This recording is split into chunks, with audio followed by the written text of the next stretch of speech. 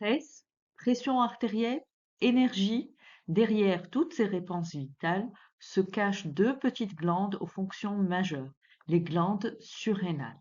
Dans cette capsule vidéo, nous allons découvrir l'organisation de ces glandes, les hormones qu'elles sécrètent et leur rôle essentiel dans le maintien de l'homéostasie.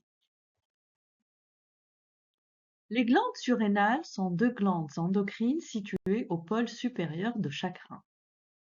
Chaque glande est composée de deux régions distinctes. Le cortex surrénalien, qui se trouve en périphérie, et la médullo-surrénale, c'est cette partie qui se trouve au centre de la glande. Le cortex surrénalien, qui constitue la majeure partie de la glande, est organisé en trois couches concentriques de l'extérieur vers l'intérieur. Nous avons ici la zone glomérulée, la zone fasciculée et la zone réticulée. En dessous, nous avons la médullo-surrénale, c'est-à-dire nous entrons dans cette partie-là de la glande. Donc, la glande, le cortex surrénalien, est formé de trois couches successives. Cette organisation en couches permet une spécialisation fonctionnelle et une régulation précise de la sécrétion hormonale. L'organisation en couches des glandes surrénales n'est pas uniquement anatomique. En effet, chaque zone surrénalienne est spécialisée dans la production d'hormones spécifiques. Voyons maintenant quelles sont ces hormones et quels sont leurs rôles physiologiques. Commençons par la zone la plus superficielle, qui est la zone glomérulée, et qui est responsable de la production des minéralocorticoïdes comme l'aldostérone, qui va exercer ses effets sur les reins et plus particulièrement sur le tube contourné distal et sur le canal collecteur. Pour la zone suivante, la zone fasciculée, elle sécrète les glucocorticoïdes comme le cortisol, qui a un champ d'action très large et qui va influer sur le métabolisme énergétique d'une manière générale, glucidique, lipidique, protidique, et peut même avoir des effets sur le système immunitaire. La dernière zone du cortex surrénalien est la zone réticulée. Elle sécrète les androgènes surrénaliens comme la DHEA et l'androstène-dione qui seront convertis dans les tissus en oestrogène chez la femme et en testostérone chez l'homme. Pour ce qui est de la médulla, elle sécrète les catécholamines, qui sont l'adrénaline et la noradrénaline, et qui vont avoir des effets sur le foie, sur le cœur et sur les muscles. Voyons maintenant comment vont agir ces hormones. On va commencer par les minéralocorticoïdes et plus précisément par l'aldostérone.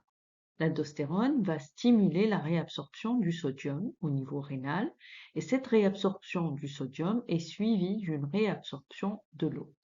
En effet, l'eau suit toujours fidèlement les mouvements du sodium.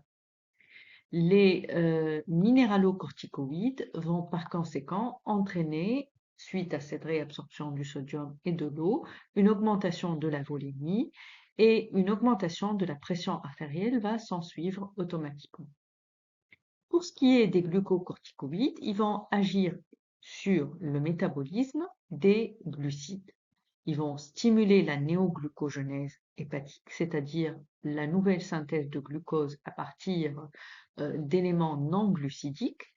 Ils vont diminuer la consommation périphérique du glucose, c'est-à-dire ils vont diminuer l'utilisation du glucose par les cellules de l'organisme et ils vont stimuler aussi le stockage du glucose.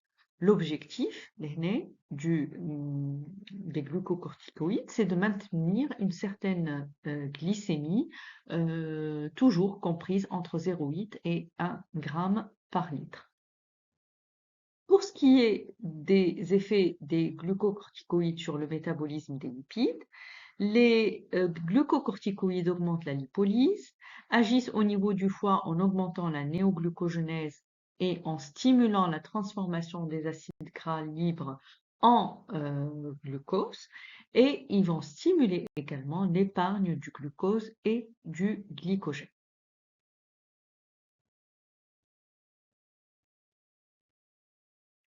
Voyons maintenant les effets des glucocorticoïdes sur le métabolisme des protéines, et on va prendre l'exemple du cortisol. Le cortisol augmente la protéolyse, c'est-à-dire la dégradation des protéines, la lyse des protéines.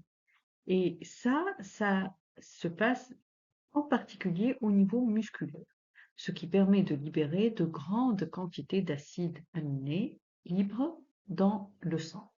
Ces acides aminés sont ensuite dirigés vers le foie, où ils vont servir de substrat à la néoglucogénèse et vont permettre par conséquent la reconstitution des stocks hépatiques de glycogène. Alors que la dégradation protéique périphérique est accentuée, le foie reste épargné grâce à son rôle central dans le métabolisme glucidique. Les acides aminés libres peuvent également servir pour réparer les tissus lésés suite à un stress qui a entraîné une blessure, par exemple. Face à un danger comme ce prédateur que vous voyez à l'écran, notre corps ne reste pas passif. Il va déclencher une réaction biologique immédiate orchestrée par nos glandes surrénales. C'est ce qu'on appelle la réaction de combat ou de fuite. Dès que le cerveau perçoit la menace, les glandes surrénales libèrent principalement l'adrénaline, le cortisol et l'aldostérone pour préparer l'organisme à l'action physique. Cette réponse va permettre une régulation cardiovasculaire.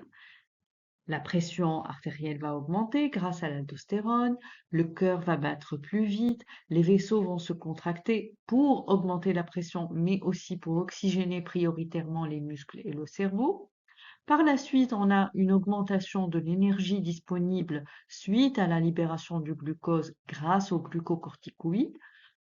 Donc, ce glucose libéré va fournir une sorte de boost immédiat, une sorte de carburant nécessaire pour combattre ou aussi pour activer les muscles et s'enfuir.